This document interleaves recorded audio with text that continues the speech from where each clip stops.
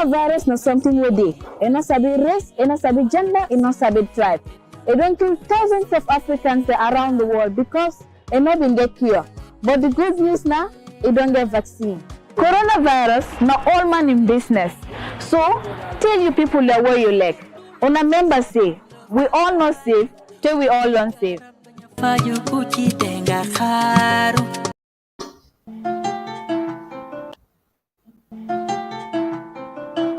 Penmore Physiotherapy and Rehabilitation Clinic is the first of its kind in the Gambia. We have inpatient service and outpatient services. Penmore admits patients and they have intensive rehabilitations.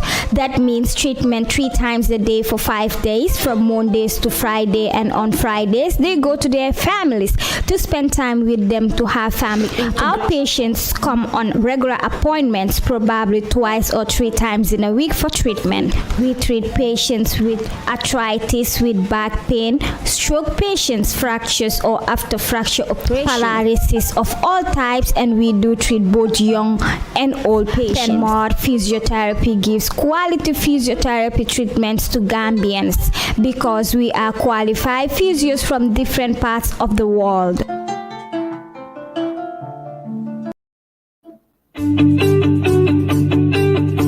If you want to receive monies from UK, Europe, USA, Canada, Switzerland, and the rest of the world, Supersonic's money transfer has got you covered. With the largest payout network in the Gambia, you can now receive your monies anywhere you are, from Kartong to Koina, with less hassle. Yes! You can receive monies from your family and friends in UK, Europe, USA, Canada, Switzerland, and the rest of the world with our safe, secure, fast, and convenient service that offers you the largest selection of payout locations in the Gambia. Supersonic's money transfer. We are currently in 34 African countries and counting, giving you quality money remittance services that are second to none. Visit the Google Play Store or the Apple Store today to download the Supersonic's money transfer app and enjoy excellent money transfer services only with Supersonics. Good morning, good afternoon, good evening, wherever you are watching or listening to us from. This is the Nyohobai Show, coming your way from the Gambian Talents TV. Ousman Joof is your host. Nilen Koide Ferek, it's been a minute. I didn't have Nyohobai, but back because our country is at a crossroad where we have a lot of issues going on.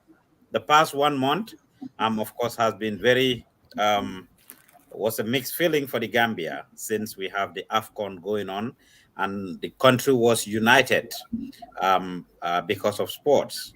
However, since after Cameroon won the boys, of course, we've seen mixed feelings going on. But something important has been happening in the country, or has happened the past couple of weeks. And of course, one of the first people to break the silence is who we're sitting with or having a chat with today. That's Omar Wally. In the past, last week, sometimes rumors came out that something was happening in Fonyi, and it wasn't clear. I remember I was on the phone with Fatsamba when she got a call, from Red Cross, trying to confirm that news. With time, we saw a video done by you that, in fact, something was happening in Fonyi. I saw somebody like Haruna Drame saying that, the rebels from Casamas or something like that had actually mounted a checkpoint on the Trans-Gambia Highway or something along those lines. I would like to discuss that with you. You were one of the first people who came out and warned President Barrow. To you, he was... is it true to say that you said President Barrow was not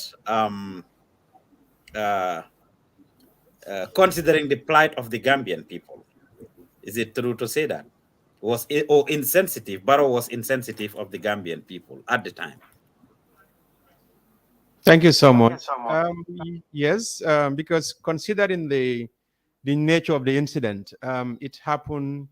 I woke up in the morning. I received a call that this incident happened in Fonyi, and I tried to reach out to the government, a minister in the government, and inform him, "Are you aware of what is happening in the south of the country?" And he said, "Well, I don't know." And when I informed him about what happened, he said, okay, the version I receive and yours is completely different. And he said, but we are investigating, and I will get back to you, or you call me in a couple of hours. So, as usual in the Gambia, it's difficult to get information at times. So I call, but as I was following up with that particular minister, events were unfolding at a rapid pace in Foni, and from a standoff from rebels surrounding the Senegalese forces to people moving their families from Baleng to Kapa, from Kapa to other villages, up to an extent of these people mounting a checkpoint in the Gambia. So that was a concern, because what like the English man always said, when your neighbor's house is on fire, you have to get up. And one thing to make it clear, I was speaking in my capacity as a Gambian, not as a journalist, because when I wanted to report that, I put that on BBC and on my Facebook page, that this is what is happening, and we'll come up with more information. But at the time, the information was, the situation was volatile, and I was working on other stories as well. So it took me almost 3 days when I came with that Facebook Live and tell Barrow, you have to do this, because the Senegalese president issued a statement on his Facebook page saying that they lost 2 people. But there was nothing from the government of the Gambia. And the incident happened in a Gambian territory. And I think it was right and proper for our government to come up and tell Gambian people, this is what is happening. Even just to tell people there is an incident happening in the country, so that people can be mindful. The rebels turn people away and so on. So we are in charge of a country. When such incidents are happening, people need to know. That's why I'm like, Mr. President, your government and everybody, I think you should inform people.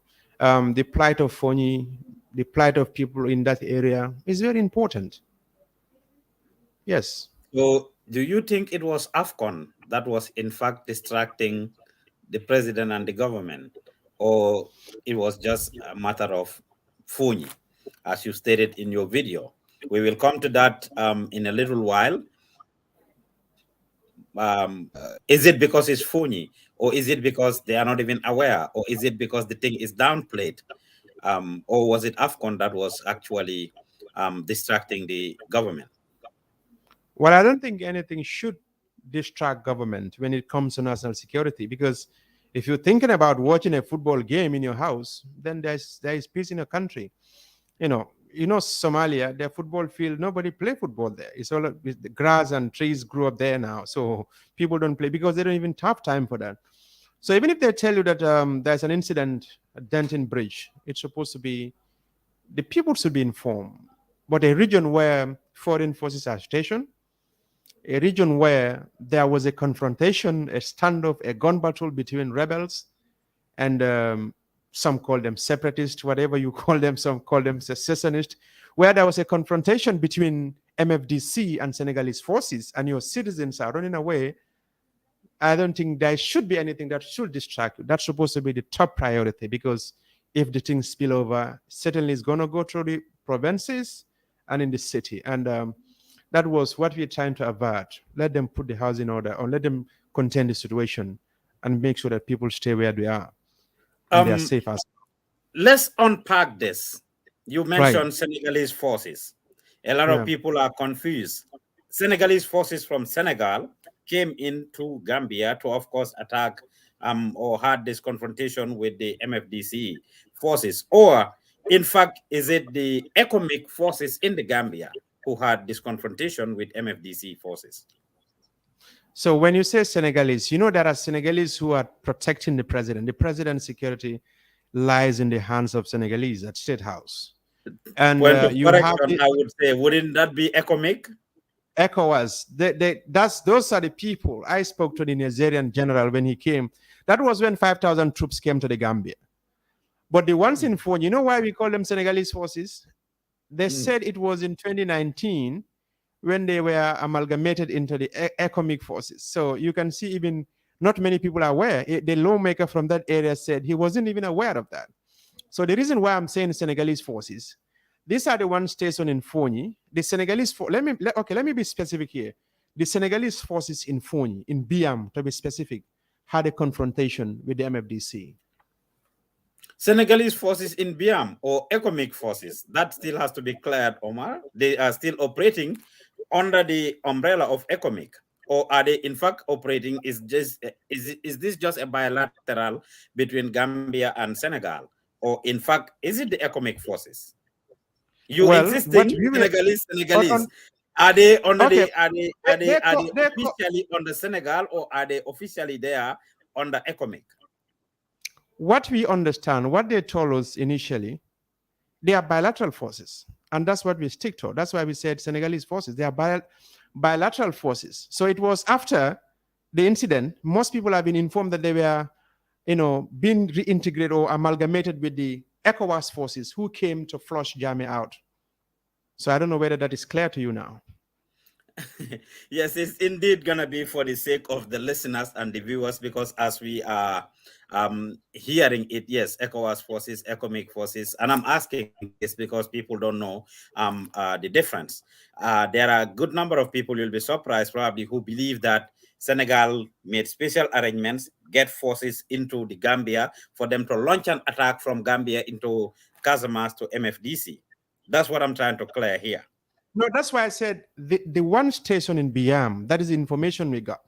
The information I initially got, somebody told me there is a confrontation between the Gambian army and the rebels. Mm-hmm. And but you cannot just, as a responsible journalist, you cannot just jump and start reporting things like that. You have to verify. You have to know what is happening. So along the way, the thing we got information. I got information, that in fact these people, they don't understand. They're having the difficulties to distinguish between the Senegalese, the military fatigue of the Gambian army and the Senegalese. Some of them they don't know. So it was later that they understood that it wasn't indeed Gambians but Senegalese. So it is said that it was actually the Senegalese forces, as you call them, were chasing a truck carrying logs. Right. And the truck went into Casamas. Can you unpack that for us? Well, the information we got initially was a truck driver with a carrying timber came out, was being chased by the Senegalese. Carrying And timber ran from into, where? well, from the border end. There is a border village there. So he was chased, and they even destroy someone here. He's constructing a house for his family, and they ran, destroy so many building materials. And because the village is next to the border, they came in there and they were chasing him. So unknowing to the Senegalese forces, they step into a rebel control area, because I was made to understand that that's where Salif Sadio has his main camp. So a handful of them, Senegalese, came, and they were being surrounded by the MFDC. So eventually, things did not turn well, because for them, they were chasing a truck driver like it used to happen in the Gambia. There were many times they will come into operation and either seize even at the Biam point, or sometimes they will go and get the truck driver and seize the logs from him, and so on. So this thing did not happen that way. Eventually, they ran into a rebel control area, and those people surrounded them, and the problem started. From what we know, how many how many soldiers were involved in this? You mean the Senegalese side? Senegalese, yes. Well, we don't know the exact number, but what we know, two of their men died, and 7 are still being held captive by the MFDC. Okay. Right. How did it get to the point that the MFDC soldiers ended up manning a checkpoint in Gambia? That is scary. Well, it is, because this is an area that has not been under the. We have a military garrison in Kanilai, but that area, because it's a borderline, is under the control of the Senegalese forces. So what we had, the confrontation got out of hand, and because most of these border villages are not far from the main highway, it's like a kilometer or so.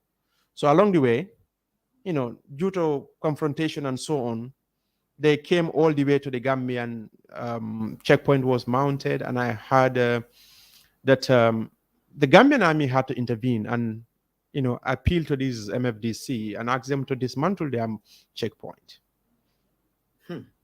Interesting. To the extent that they will get into Gambian soil, man a checkpoint, and of course they were engaged. Eventually, we saw that. I mean, a delegation was sought.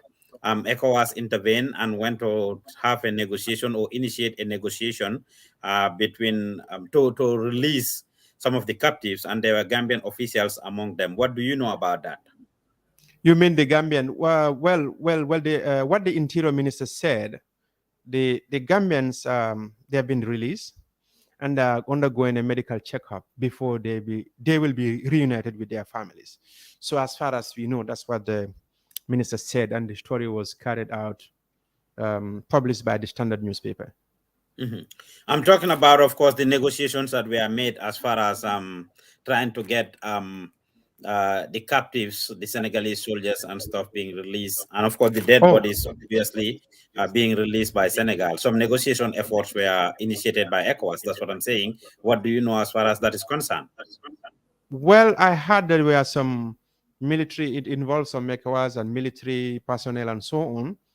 But as you know, most of those information are shrouded, we don't know much detail. Mm-hmm. But the interview that emerged from after the incident, the man said they still have some people. So that's what we know. And the government said they set up a task force. They're investigating. So let's wait and see what will be the outcome of their investigation. Let's focus back on your video and the latest that has happened there. You talked about series of things. Earlier, you mentioned Fonyi, the Senegalese military being stationed in Fonyi alone, and you are concerned. Why are you? Yes, I'm concerned. The main reason why, because last time I spoke about this, I think a Gambian was involved in this timber business, and they went into Casamas. They seized his truck, and it was burned down. And but coming to the latest, since 2017, we have seen how this is the only place where these forces are stationed, and the confrontation has been ongoing between the people of that area and these foreign forces there. So my concern is this: if you sign an agreement with a foreign country, because your citizens eventually are the most important thing. Senegalese can protect their country. They can protect their border. They don't necessarily need to come to the Gambia. We have a border. There are so many villages in Casamas where these Senegalese can put their troops there. We all know Jammeh has been accused of backing, financing, and supporting the MFDC. He has been accused of that. So now that Jammeh is not in power, they're like, okay, the only way to cut their income, source of income, is to cut this timber business, the charcoal and so on. But you don't necessarily need to come to Gambia to do that. You can do that in Senegal. You can do that in Senegalese territory. And the most interesting part is, during Jammeh's time, Gambia is accused of backing the MFDC, supporting MFDC. Now, under Barrow, Gambia is accused of siding with the Senegalese government and fighting the MFDC. So what is stopping Senegalese to have control in their border like they have it in other parts of the country, in the other parts of Senegalese region?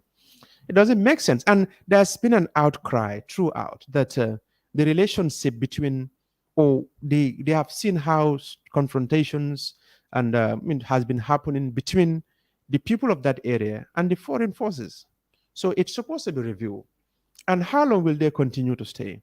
So my concern is, now you have a military in the Gambia. Why not you put them into use? But you have a military in Kanilai. Some other people should. So you are telling me, these people are here only to protect the timber.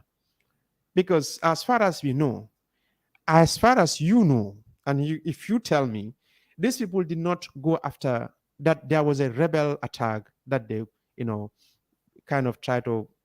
There was an assault at that end where they protect the citizens. I don't hear any of that. So only thing they are doing there is the timber thing. They're trying to, stop the timber. So, and this is something that they can do in their country. So that's my concern. And our people will be more comfortable to deal, even despite that you put them there. The timber is coming. Put them in their own country. You don't allow our trucks to go into Casamas, and you don't allow our trucks to leave from Casamas to come to Gambia. It's simple. And you leave the Gambia Armed Forces to take up charge of the security of that end. I don't see anything wrong with that. In fact, you made mention of, or you accused Macky Sall of bragging about handling what Senghor or Abdou Diouf and Abdoulaye Wade could not do with Gambia. That Macky says it, and it's a political move, and that's why they send the forces into Gambia. How can you unpack that for us? Yeah, politicians always try to score, political score points and so on. We all know Gambia divides Senegal into north and south. Mm-hmm. It's not only Fonyi, but even the bridge. Yes. We know what happened in this country because there was a confederation. I wasn't born then. I read a lot about that, and you know about the confederation. Mm-hmm. They always try to, to kind of put us in a tight corner for their interests. So that's the reason. So if Macky is trying to, because that is the case. This rebellion has been ongoing for almost 40 years, from 1982 up to date.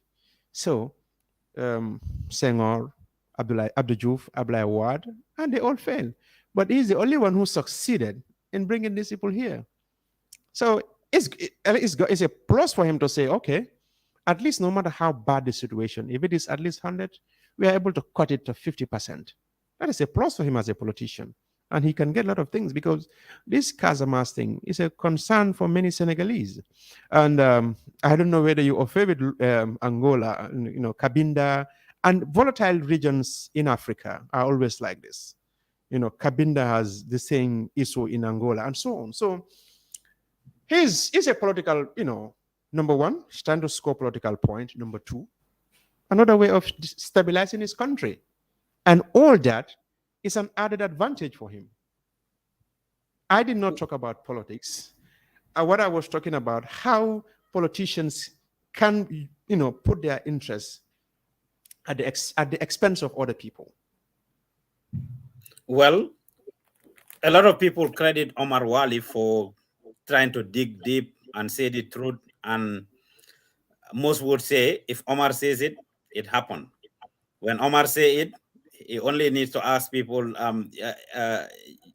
When he asks people to jump, they will only ask how high, and not why should we jump. People have credited Omar to that extent. So what is the source of this information? You claim Macky has been boasting about that and said this politically to say that, well, he assured Senegalese people that the others haven't succeeded, and he will succeed in taking care of it. What is the source of information? Where did Omar get that?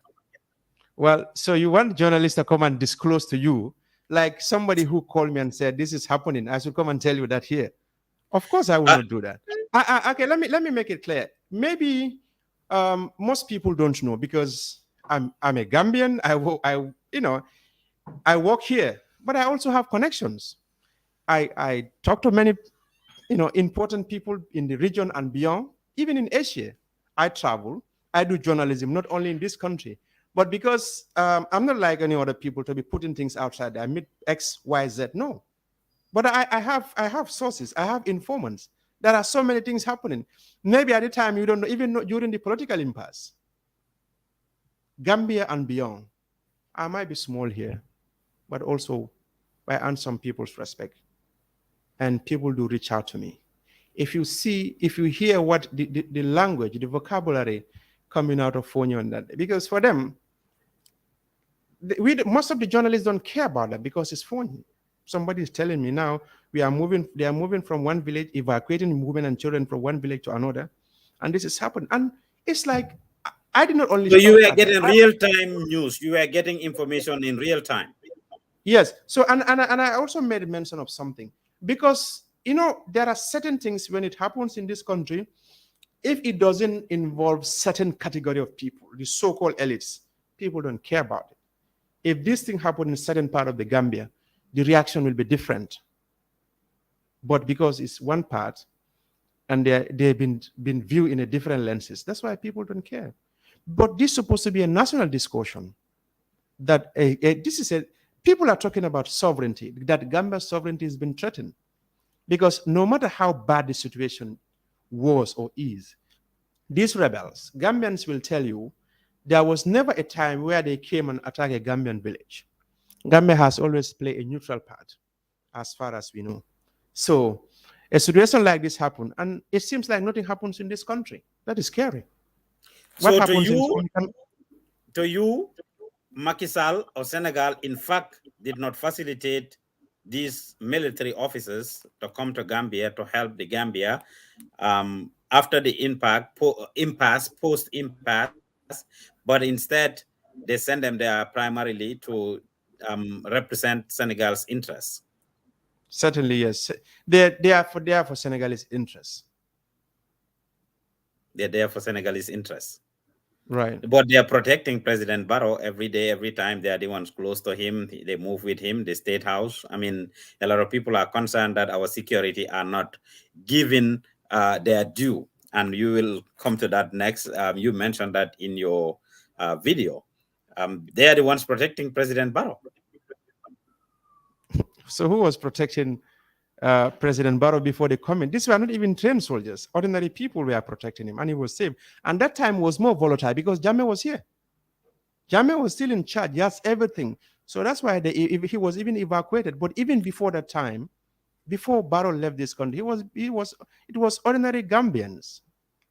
Not most of them are even qualified military officers, or even trained, or they're not even military personnel. So what is so special about Gambia? Are we at war? Is there a civil war in the, God forbid, is there a war in this country that the president's security should be in the hands of foreign forces? Because they were given a mandate. So you came, flush Jammeh. Before your arrival, Jammeh left this country. Make sure Barrow comes back. So Barrow is here, but they brought Barrow back and make sure the population is safe. The economic said, okay, we don't need 5,000. Let's cut it down. It was downsized. So what is your responsibility as a president? You're supposed to, if you don't have a mistrust, make sure what you are supposed to do, you do it on time. Reform the military, if that is something that you are not comfortable with. But you cannot rely entirely on foreign forces. And I said this in 2021. So people think that I was instilling fear. I wasn't. Look, there was 5,000 French forces in Mali. There are, these Sahel countries, you have the insurgency is going on. France is helping them. The Chadians are there and so on. But when the people of that country said, we don't want Ibrahim Boubacar Keita, what happened? It was an imam. It was not an army officer. It was an imam who triggered the revolution. So I think it's better we sit as a nation, as a country, to look at where we stumble, where our problems are, and move forward. But we cannot continue relying entirely. And let me give an example. You see, when there was an upsurge in crimes in the country a couple of months ago, last year, what did the president say? He said the National Guard should be on standby to come and deal with the situation at hand. So if you can tell them to come and do that, why not they'll be in charge of your security? Government is there has been several discussions or instances in which government claim the security situation of the country is volatile. They've set up a security sector reform committee, of course, at some point headed by Maifati when he was advisor to the president. The security sector reform validation was done and everything. They have a document at hand. I mean, not much has happened with it, but they said that is the concern. Obviously, we had the TRRC going on. We have other reform processes that we are going on, from the Janet Commission to TRRC and all of these things where, the country hasn't healed yet.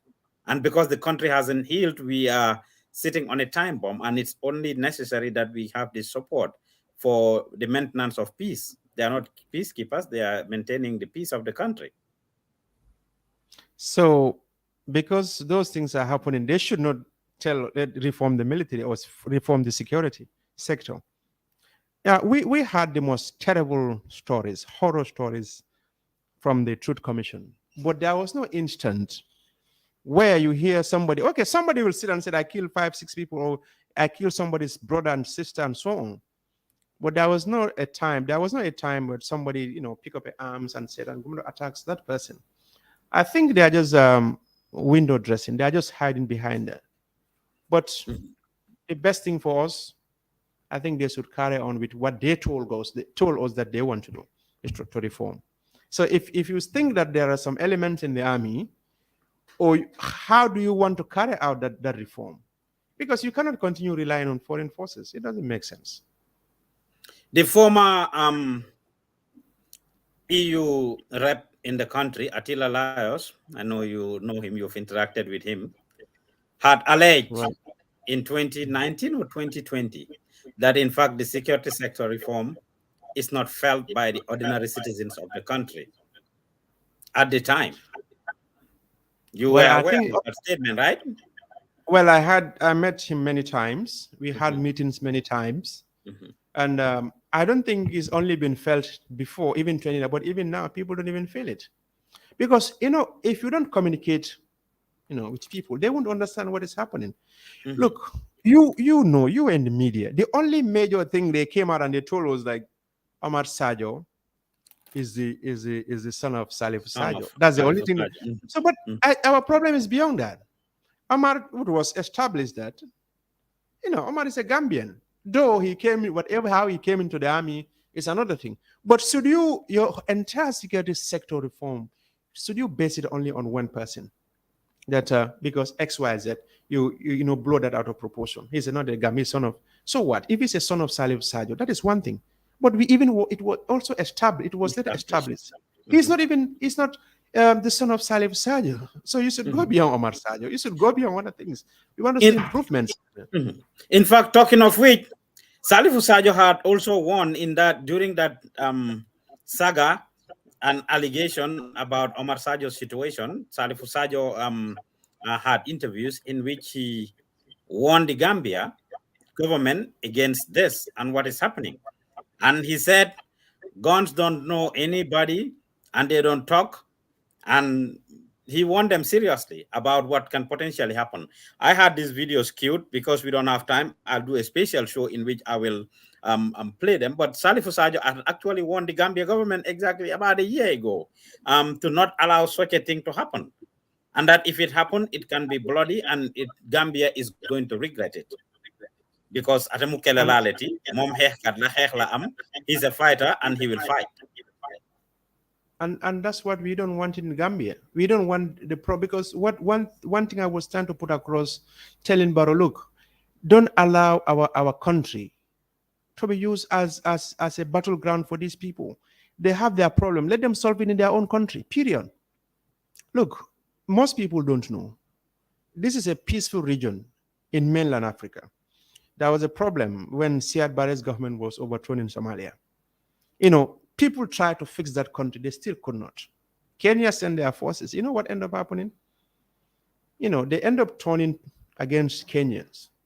The world's largest, biggest refugee camps are in that part of the country, that part of the world. That is Kakuma and Dadaab. So that's why we should nurture the peace, the stability we have in this country. So, but because people are so emotional, when you talk, they think you just attacking someone. No, this is my bad country. This is where I belong to. This is where I can say everything. I have no business in what happened in Senegal. I cannot tell Senegalese what to do. But if there is something that is bothering me, you know what happened in this country during the election, before the election? There was even a shortage of foreign currency because people think there's going to be an instability. People were not they were not anticipating a peaceful election. Right. Some people withdrew, businessmen took out all their valuables from their stores. Some of them left the country. The same thing happens during the political impasse. Myself and many other people did not leave because Even if you, like I said, even if you put SN Brussels, me and my family, we cannot fit in. And where are we going? So the best thing for all of us, let's have peace in our country. We stay and we enjoy. We can manage it, but we cannot manage instability. Because there is a saying, in time, when there is crisis, even the king can lose his word. So why not we maintain what we have? Anywhere you go, those who know the Gambia, they will tell you it's known for its peace and stability.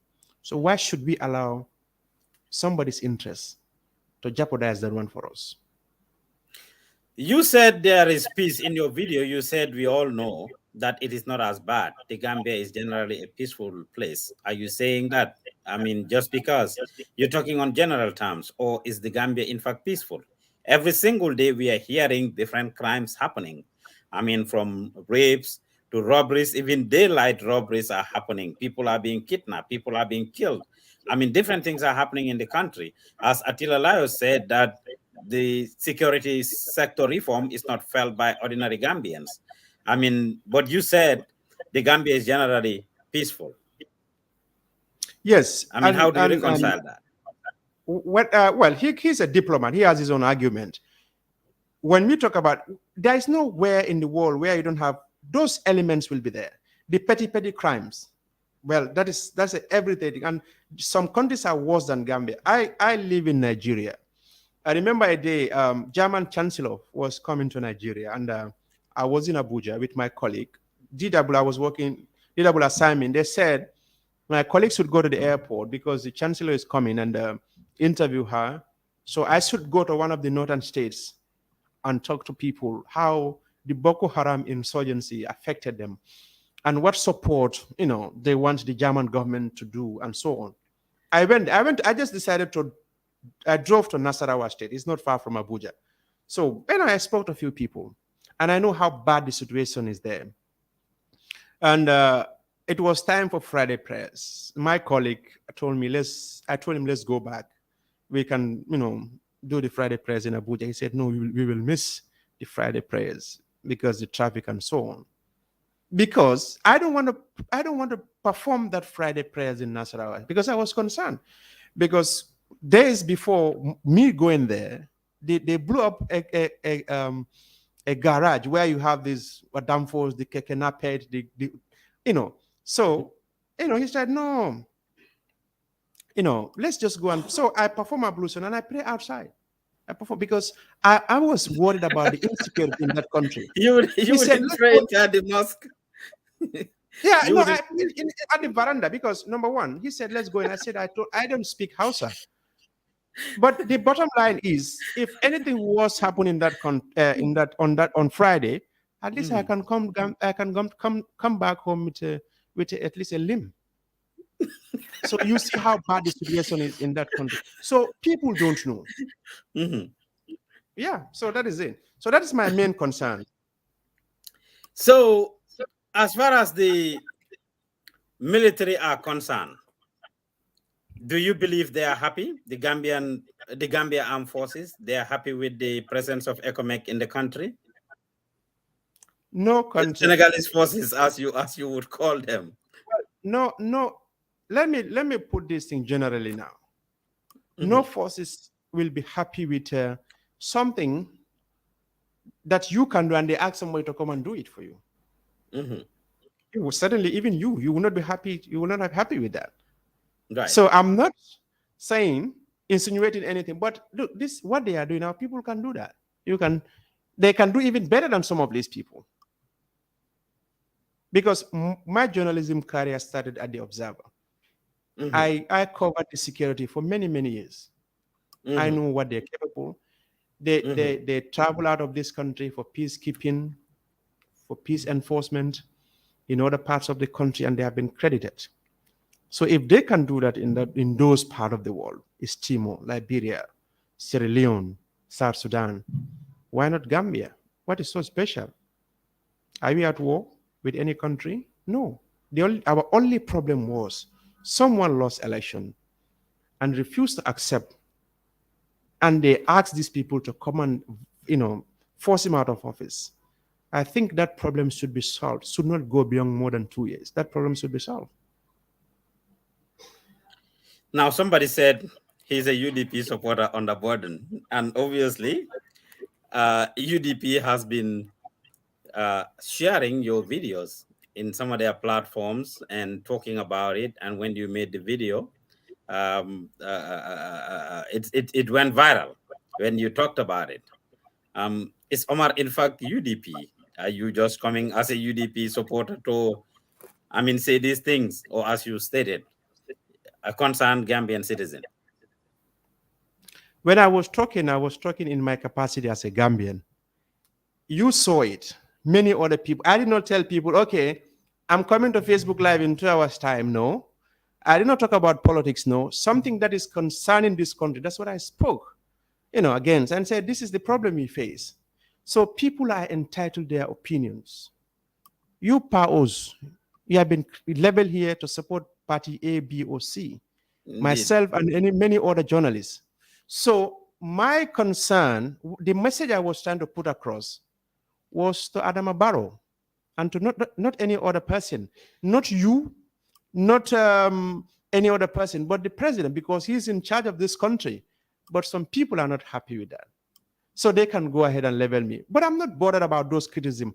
I know a few people told me X, Y, Z is on you. I said, but so what? What do you want me to say about that? I don't even feel that something is happening because I'm a Gambian and I address my president. Our president, he's, whether you like it or not, he's in charge of this country. And whatever complaint we have, he's our president. He's the one we should talk to. He's the one who is representing us. He's the one who can solve that problem. Not any of these people outside there. So tell me a little bit about that, the challenge you face in terms of the inconsistency in people labeling you as a journalist, or, I mean, when you report on any issue, I mean, it having divergent views and opinions. I mean, how do you see that? Well, I'm but sure, this is I'm sure, Gambia. I'm sure UDP had labeled you NPP at some point in the past, or another, to have belonged to another camp. Exactly, because some people said because I'm from Woolly, automatically I am Doi. So not many people even know that I'm a Mandinka. So some of them think I'm a Fuller, so they think I support GDC. So you can see how this country is, because when you speak something and it doesn't, some people think that it's in their favor. This is not in favor of anybody. I'm talking about a security issue in the country, something that is bothering us. So, but I heard people, some are saying he's here. Some of those people don't even know me. They have never met me. You only see me on the screen. So, but because I said something and you support in Barrow, you label me, well, that's left to you. But I will continue to say whatever is bothering me as a Gambian, and nobody can stop that. I have that too. I also will speak against whatever is bothering this country in my capacity as a Gambian. So what would be your reaction to folk who would say that, in fact, you should have kept that to yourself, or even try to engage on the ground just to not compromise your integrity as a journalist, in as much as you are an ordinary citizen, but you also represent a voice and you should be impartial with what you say rather than coming after the president? No, I did not go after the president. And I don't think, I don't think people understand journalism. They, when they talk about integrity, there is nothing wrong with my integrity as a journalist. And I can say that for fact. I work for 2 global broadcasters and I moonlight for others. So there is nothing wrong with my integrity.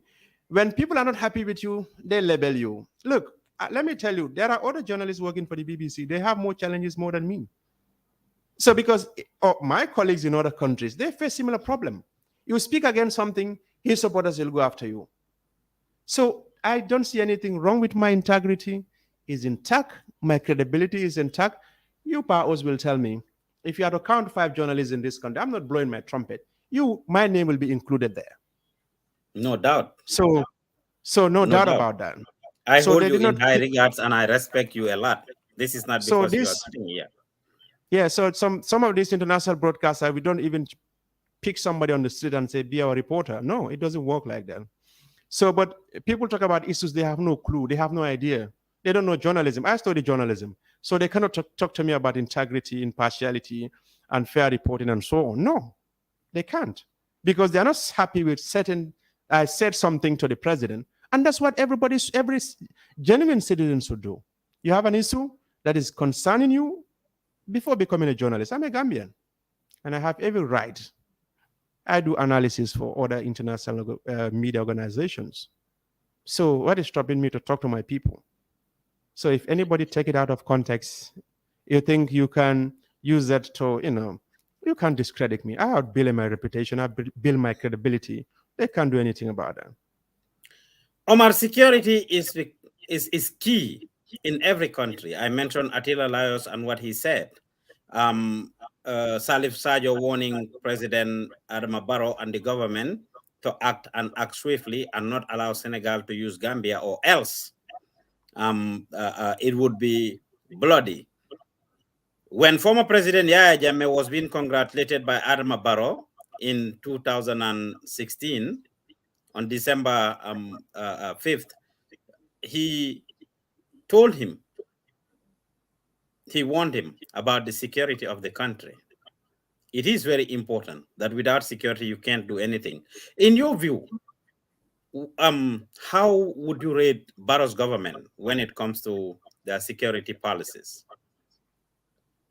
I think Jammeh gave him a good caveat, because that's where he started with, don't compromise, because it's the starting point of everything.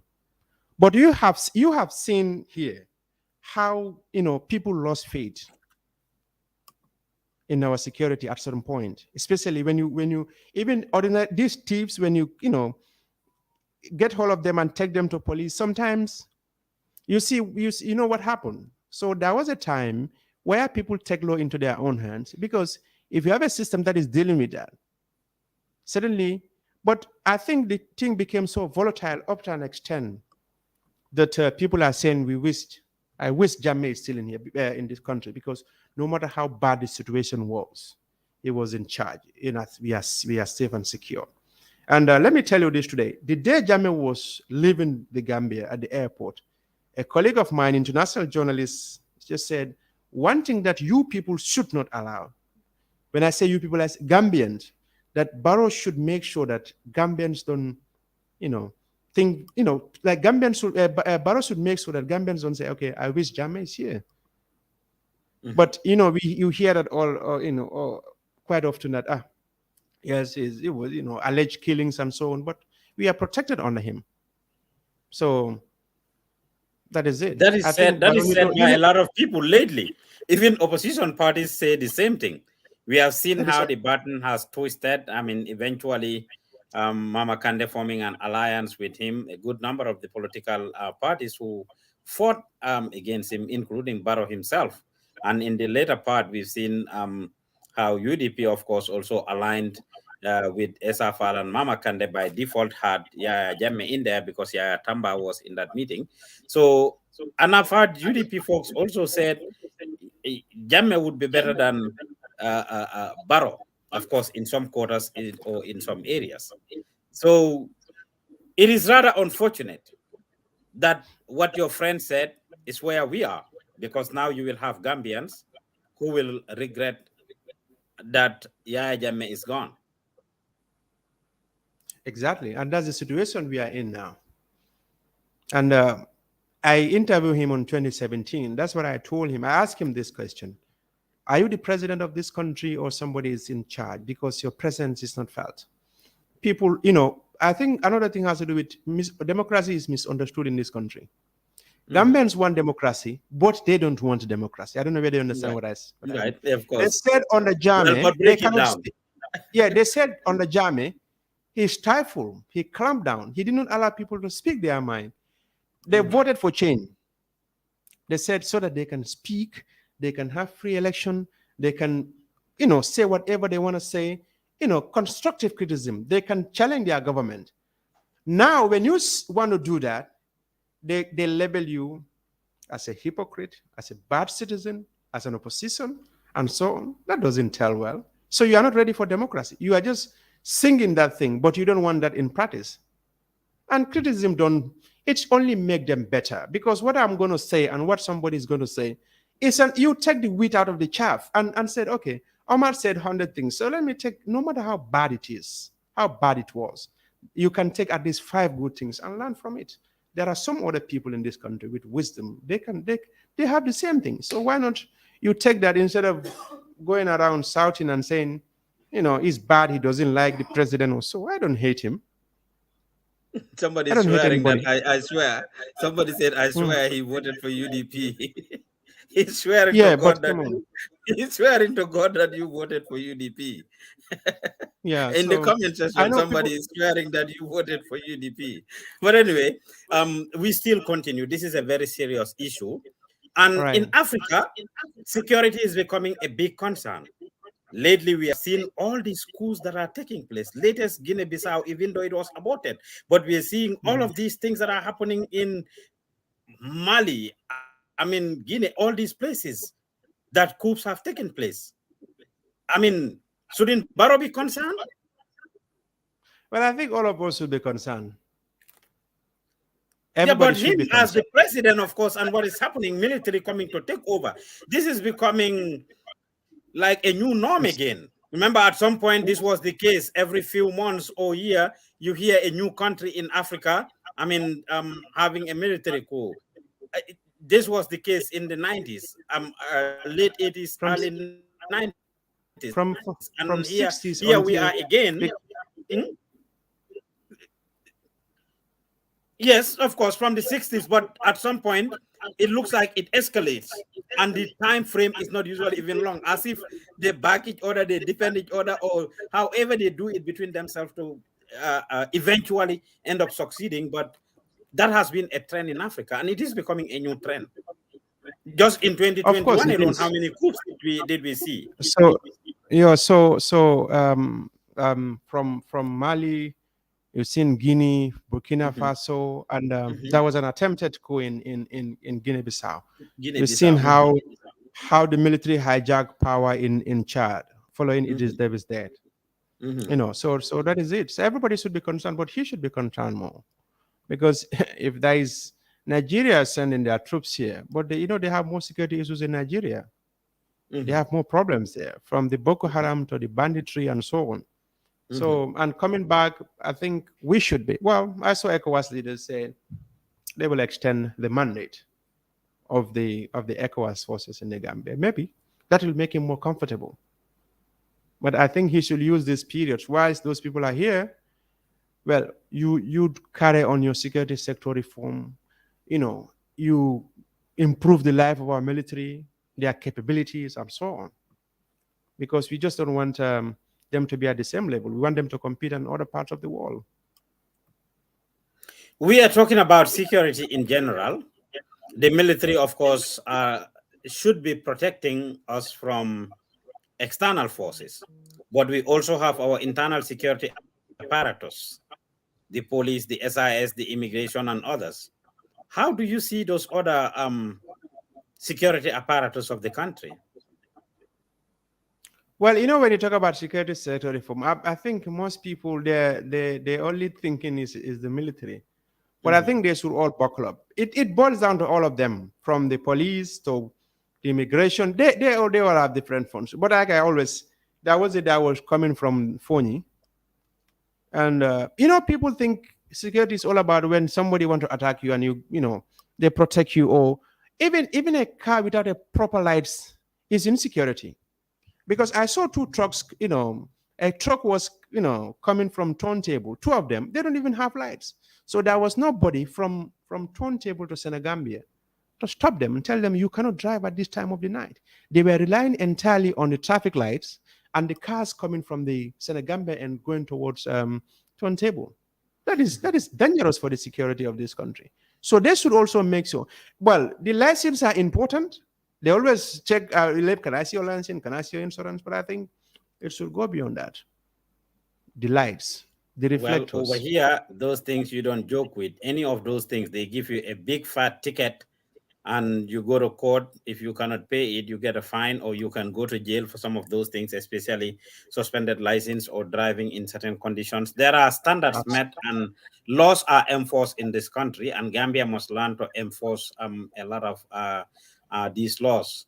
We have crime rate is in the increase in the country. We were talking about, of course, state and their responsibility and state organized crimes and things like that. But crime rate is in the increase in the country, Omar. What do you think about that? Or what do you think is the solution to that? Well, our people should step up. And there are so many things because leadership is very important because Jammeh was tough, hard on people. So because of his presence alone, make some people, not to do certain things in this country. So, like I said in my video, like I quoted Sanjali Bojang. Mansa nyanda kela jinjambe rolled. You know jinjambero. Jinja alkafunya jinjaro through account. Kafala jinjambero. So amanya na kuniala bake, but amanya na timiala bake. So certain things you don't compromise that. Security, leadership should not compromise with that. Moeta tamala siloka because it was like a fashion in this country at a certain point. They will hack you. They will go into your house and attack you. So, those are the things they should set an example. You don't need to waste time on those things. You have evidence, this is what happened. Even the court should not waste time on those people should be dealt with. So if you set one or two examples, but do you know why that crime rate stopped? Because people take law into their own hands, and that is very dangerous. People, I saw one, they painted someone this oil paint. That is dangerous. So you take this oil paint and painted somebody's entire body, the face. And some people have been subjected to inhuman treatment. So, but because they lost faith in a system, that system wouldn't solve their problem. So this is what happened when people don't have faith in a system. And I think they need to work on that. Well, very important. Look at President Adam Barrow in the camera. He watches GT TV and talk to him. What do you want to tell Barrow? What would be the latest update? I know you spoke to him on your in your video. Look at Barrow and talk to him. What would be the latest message from Omar Wally to Barrow? Well, the same thing. Like I said, let our people be in charge of us. When I say our people, let the government security, the government army, and so on take charge of this country. I think government should be more comfortable with that. And, when you have a problem, you have to talk about the problem. But if you don't talk about the problem won't be solved. So, for example, Paos doesn't trust Omar Wally. And you're telling Fat Samba, Omar, I don't trust him. So Omar doesn't even know that you don't trust him.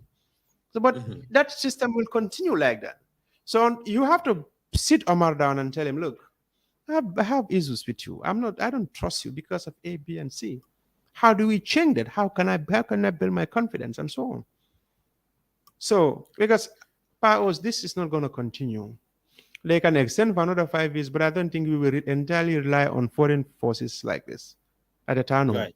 Yeah, we have our people. So, Nimbe Tonya Folanyoe. Let them do something and start working on our military. Let them reform the security, whatever they're talking about. Let them do the security sector reform and let our people continue. That security sector reform has been ongoing since 2018. They've done several things. They had retreats in Kanilai. We covered a good number of their things. And in fact, there were people working in and out of there. I remember Rohisamba used to be their communication officer. She quit and moved on. They had several things. They had validations and all of these things. And it never went far. But you mentioned something that is key, talking about a problem. Lila Okamonyo Huri, as the Wolof would say it, we are in the same boat when it comes to access to information. A few months ago, the president bragged about promise kept, promise made, promise kept, or fulfilled, whatever. Yes, about the security, the access to information bill that he has signed into law. But the government of the Gambia barely comes out and talks. Just right around the election, Omar, I don't know if you were aware of it, I had a call and we made several efforts and didn't get any much information and we didn't even come out. A plane that left the soils of the Gambia, allegedly less than 5 minutes after it took off, was going to crash and had lots of challenges. And this was Air Senegal, whatever the name of the flight is. And people who were in the flight text their husbands and their wives and were screaming and praying all kinds of prayers. Spent several hours in the air until some of them almost missed their flight to US and other places. That flight got to Senegal. Nothing was done. From what they said, the people that were in there said nothing was done about it. Because it happened in Gambia, it started in Gambia, you would never hear this anywhere. Senegalese did not, and obviously there were no lives lost, but Senegalese did not say anything about it. They didn't say anything about it to our people, didn't say anything to them. And in Gambia, nothing. Our folks tried to do, I assigned somebody to do that investigation. They run helter-skelter everywhere and could not get any single piece of information. And I'm giving this background because that was also something very serious. And government and all institutions should take the responsibility and communicate with citizens when something happens. But it looks like, do you believe that or agree that the government of Gambia, the Gambia or Gambian institutions only come out to talk when there's a public outcry or somebody blows the whistle like you did? Yeah, I think that is the case. Even with that case you mentioned, and even with Senegalese, you're in the media, how it took them a couple of days before they issued a statement that the incident happened and so on. Mm-hmm. And access to information has always been a problem in the Gambia. We all know, like some people think they are doing you a favor, but if you pass this thing into law, you have to tell people how it should work. Mm-hmm. You cannot just, you are powers, you are the minister, or you are the permanent secretary, you are the communication. If he does it, you can be working, but you don't even know the importance, or you don't even know your functions and your roles. So that's why when you pass certain important documents or laws, you should have time to sensitize your people, especially people that are communicating with the journalist or public, because it's not only for journalists. For example, you're building a road from Westfield to Banjul. A citizen has a right to ask you how much money I'm spending, and you should tell them, because this is not your money. This is a government money, and everybody should know. So the moment you put transparency into things, or the moment you put, I don't know how I hear you. All of people say this. They said I don't know how I don't know how they say this in Wolof. Rero amud how ma nyaka watana. Exactly. So if you have an issue like that, when you communicate with people, let me tell you this. The most effective cabinet in Africa, a couple of years ago, when we checked, was Rwanda. You ask their health minister about defense, he will explain to you as the health minister. You have the foreign minister about education. He will do so. That is it. It's not only to go and sit at the radio and talk about, okay, we did A, B, and C. There are issues that you should talk about. There are information that people should know. But if you keep those things to yourself and you only come out, this is a country where they even dismiss or debunk stories that never existed. And that is the order of the day, Omar. Every single time they come out to talk, it's like the things that they want the public to hear. It would take them time to cook stories or respond to situation, try to see how they can polish it. At some point, they just need to take responsibility and just, say it as it is. This is what happened. Rather than trying to put blame on each other. We've seen the latest saga that happened with the Scorpions that led to some people coming out to demonstrate just because communication wasn't right. It has to take until they come back before the minister will talk, or for people there for a public outcry to happen before they come out to explain that we have paid $8 million is to an aircraft, and we had an agreement for 48-hour notice, this and that. It happened on a Sunday. The money that was owed to the boys or that they needed to pay, that we haven't received our monies from CAF, whatever it is, it's always difficult for them to come out and communicate in real time or at the soonest possible time, and would sweep everything under the carpet. And this is rather unfortunate.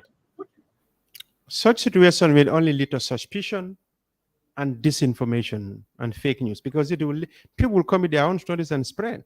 But you as a government, for example, the moment these people get stranded, whatever the situation, whether they get stranded or something happen, and you were bold enough, you issued a statement and said they arriving in the Gambia at this time. So I think if there's anything that went wrong, you should also come and tell them, okay, well, we informed the public that they're supposed to arrive, for example, 10 a.m. Unfortunately, A, B, and C happened. That's why they couldn't come. I think that is the proper way of doing things. It won't cost anybody anything, because the responsibility here is talk to your people. When you communicate, you'll be able, to have an effective way of doing things. But unfortunately, that is the problem, and it's not always okay. When something happens, let's go and debunk, let's clarify, or what these people publish is not true. It should go beyond that. I tried to even reach out to Sheikh Omar Faye, defense minister or minister of defense, and he would not respond, actually, apparently. And as we have said earlier, a good number of them are always very good at coming up with uh, sending us stories and things they think we should celebrate, such as if they are engaged in something positive. I mean, they have a press release and things like that. But when such situations happen that are very critical, and when the citizens need them to come out and say something, is when they will just ignore and not say anything to you, which is rather unfortunate. Well, for me, there are certain ministers. Honestly, I can't complain about them. One of them is Ibrahim Asila. Mhm. Even if I call him and he missed my did not take the call at the time, he will return my call back. Sir Omar Fai, I spoke to him earlier and I went back, and he for me, I have no problem with those two. As these are the people I deal with most, especially Ibrahim Asila. I call him, he will always return my call back. Sir Omar Fai, I call and they said he was on a security briefing, and after the meeting, he called back, and that is it. Well, Now that you some said people he are, calls, what is the latest from him? And as far as uh, defense ministry is, the defense ministry is concerned, this has to do with them. What is their position in all this? well, I would have because loved to have him here. However, he didn't get back to me. But since you were able to get hold of him, what is the latest from him?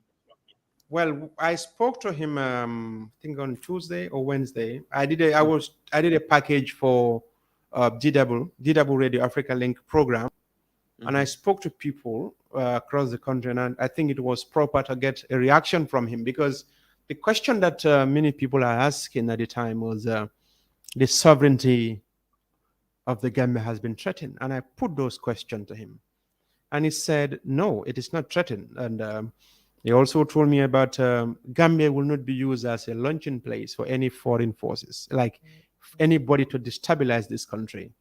So, as far as we know, their task force is investigating, and we wait for the outcome and see what is going to be contained in that investigation. A good number of people said Omar did a good job with that video, analyzing it, even though your critics are saying, are swearing that you voted for UDP. But a lot of people said you did well. Will Omar continue doing videos like that? I mean, to talk about national issues, especially security? Or was that just one off? You don't do videos a lot, do you? No, I don't do videos all the time, because I work for people. I work for, like, two, the two main ones that I work for. But Mhm. I moonlight for other magazines. Like, when the New York fire incident happened, I was Mhm. up country. I did a story for the Guardian on, went to Soma and Alunhari and other places. So, criticism, people will credit you, people will criticize you. But if everybody said good things about you, then you must be doing something bad. I Mhm. don't expect anybody to say Omar is the best. I don't even want to be the best. What I was trying to say is what I said, every Gambian can say it. I did not go to BBC or CNN. It was my Facebook. I did not And you said incite it in violence. Mandinka. In fact, you said it in local language too, for the Yeah. impact to be So felt more. yeah. So we are in a world where you have everything at your disposal. You can put across your message without insulting anybody, without cursing anybody. So, and that's what I did. I did this similar thing in 2021, and I talk about issues. Maybe some of them are not following, but So are you because going to they continue to politicize, do it? Are you going to of continue course, doing videos? of course, I'm a Gambian. I will continue talking about issues. I spoke about when Barrow's convoy is coming and they will block. Told Barrow, look, I think it's proper when you are going to the airport, you use the coastal road. It's easier. If you block this road, this Westfield Tabokoto, it's going to be difficult for people. The reason why I said that, I was coming from Tabokoto in my car, and I saw that after Ahmadiyya Hospital, they start diverting cars to use the lane, our lane, one coming from Tabokoto to Westfield. And I saw people were parked in their gelegeles and vans. I saw people rush somebody going to hospital, but he got delayed. Some people, after working hours, they got stuck in traffic. I was alone. I just, I look at the situation. I was in that situation before. I used to join this public transport. I put on my AC, but even at the time, my phone got heated. So what is stopping them? These are busy areas. So I came out and said, Mr. President, I think it's good for you to use how do you call it? Coastal Road. It's easier.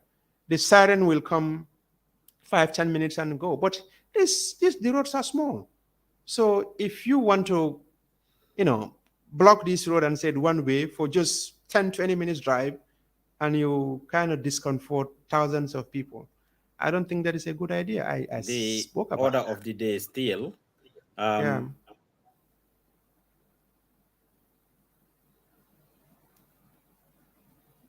So I can't hear you. Obviously, this is what happened. You're giving Ida Kebe something to say. She was the lady the technician that is helping us yesterday. She was supposed to be here at 7 and didn't get to the office till 9. And when I spoke to her and Fatu, the argument was, Barrow was traveling, and as a result, traffic was blocked. So imagine 2 hours before she get to the office, she was that late. Rather unfortunate that we are still dealing with this traffic issue. But anyway, thank you very much, Omar. What would be your final message to the Gambians watching you? Well, thank you so much for inviting me, and for us to talk about something that is bothering our country. And I think as a nation, don't just sit there and say I don't care, because what happens when your neighbors' house is on fire? We all live in this country. This is a tiny country. You can run this country one day. So when there are issues, one thing that is lacking in this country, we don't discuss. We have to be dialectical. We have to have a discussion. But somebody will sit on his or her corner and say something. Another person will do that. Won't take this country anywhere. We have to have a discussion. Issues bothering our country. That is the only way we can move as a country. But not these side talks won't take us anywhere. So we should be bold enough and step up. Any issue affecting, if it is happening in Fatoto, it happens in a Gambian territory. Gambians will talk about it. It's not like when it happens in Banjul, the seat of power. The way issues should be addressed there is the way when things affect them, the way we should talk about it is the way we should talk about when something happened in Fatoto or Kato. So that is it. And you said you want democracy. You have your democracy, but you don't want people to speak their mind. I think that is something that will not happen in this country. People will continue to speak their mind because that's what is going to make people better and better. But you can go and label me. I always tell people, so you can say whatever you want to say. So you know they said a lot, but I'm not bothered by that. I don't even listen to them. If my message is to Paos, I will come and say, Paos, this is it. I have my forthright views and I will talk to you. So if Samba and others are not happy with it, I will tell them, you have your opinion to disagree with me, but this is what I believe in, and this is what I want to tell Paos. So that is it. Thank you very much, Omar Wally. You have said it, and it is indeed the fact. I cannot agree any better with you. I want to say this, and I will talk to NPP supporters and government supporters. Gambians voted President Adama Barrow. He was sworn in on the 19th of last month. Yes, for the next 5 years. if all things work well, if everything goes well, he is given the mandate to run the affairs of the country. He is the #1 citizen of the country. He is the one that is entrusted with the lives, the properties of the citizen of the country. He's the commander-in-chief of the country. He is the one that would decide the fate of every single Gambian every single day. That is a big responsibility. The powers vested in him are huge. And as a result, he must be held accountable. And we, as media, are the fourth estate. After you talk about the three branches of the government, that's where we come in right next after them. And we are supposed to be that independent institution that should hold them to account. And we will hold President Barrow to account. That better be clear to President Barrow and all the people that are with him. The media will hold him to account. All these things been happening. Right after the elections, it was AFCON and all Gambians were there. The good thing that AFCON did for the country is to unify the people, to not talk about politics for a minute, and it has helped some people to get out of that election mood and just went into their normal zone. And this is what should continue. However, it continues. How can citizens hold the president to account? By going into the streets to demonstrate, by engaging them in dialogues and expressing themselves, writing petitions, going to the National Assembly and talking to them and saying what they think. This is the way the citizens can hold them to account. But we as media, we will do our part and hold them to account. And that is something the president should expect and all his people. It's unfortunate, Omar, he hasn't had a press conference. When he first took over in 2016, he had a press conference every month, and that was great. You attended a good number of those. But with time, he stopped having those press conferences, and his press secretary, Ami Boyang Tiso, took over. At some point, Ami Boyang also stopped. So he started this new mandate too well by holding a press conference a few days after he was elected into office. I hope he continues that actually. It would be good. He needs to engage with the citizen, and we will tell, but you want to say something about that? Well, yes, because people want to ask questions and people, they want answers. So, because if you stop a press conference, if you're not involving people, it will lead to another thing. So I think they should open up to people. And, and there are so many media organizations in this country. It's not going to be convenient for a minister to be going to one place or another. But the best thing, organize press conferences, talk to people, clear their doubts. Because we are at a different level. What you might understand and what information others might get. But if you you only talk when there is something or people are on you, I don't think that makes sense. They will continue. Go ahead. Like you said, you're talking about Barrow being elected and so on, NPP supporters.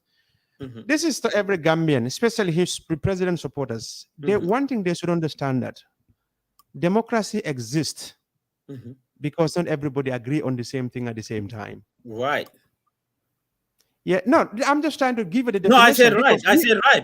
I'm agreeing with you. Okay, all right, okay, I missed that. So that is the issue. We will not agree on the same, all on the same thing. Even most people don't even agree with their creator. They question him. So who are they to say nobody should put Barrow or put things to the president? It's not going to happen. Anybody who occupies any position of authority, especially government, and people that are trying to occupy that position, we will hold them to account. From the political parties to, other government parastatals, be ready for it. If you are in the limelight, if you are there, you must be ready for these things. You will be held to account. All of you, you board buki hajbola. If and they shouldn't have anything to fear.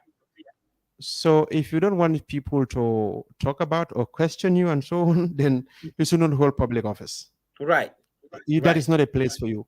Because so suddenly people will ask you questions and you are expected to answer. Yeah. Yes. So that is it. It's definitely going to happen. President Barrow should expect it. His critics should expect it. I agree with Omar that democracy does not happen in the absence of divergent views. Period. That is why they call it a democracy. People should not agree. And it doesn't matter how stupid their ideas are. Citizens should learn to understand this. As Kitabu would say, it's not Kulubali classy, it's not Yabate classy. mendiate karasi. But yes, whatever you want, as stupid as it may be, as dumb as it may be, that's your opinion. As long as your opinion, your ideas, and your actions are in line with the law, honestly, it should be allowed to happen. It doesn't matter what the next person feels about it. But it's our feelings that take us. We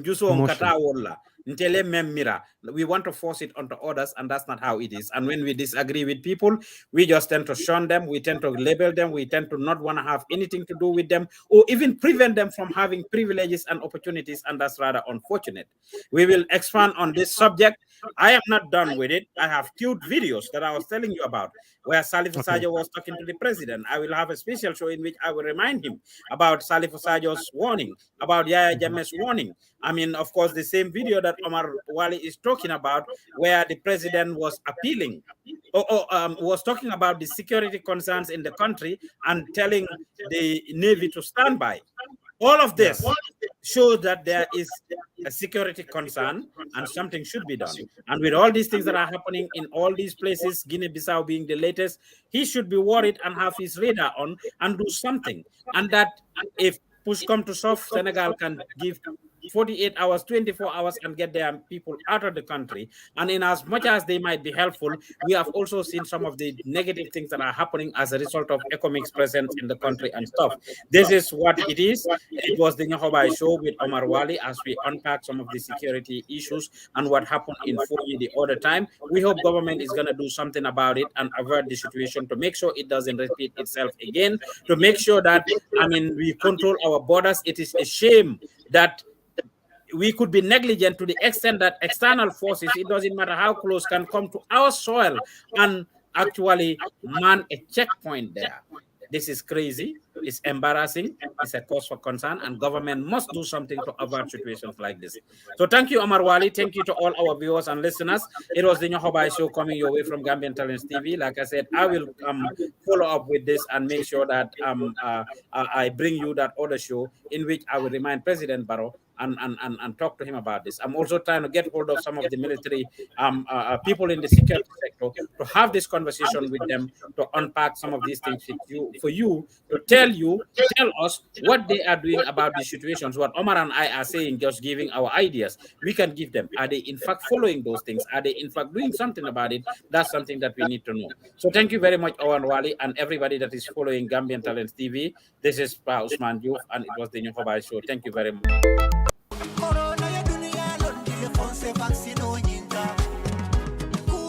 Muntata for more million jama wala li wota coronavirus musasa sotoringansi andung amala nyi mukeleti wala nyi musuleti amal sibo nyoto mo wili jama fata findu banko kan wala li nyi sasa soto andung ay fale coronavirus man jaral soto bari fanan akibar dima mumunti ay pengu sotole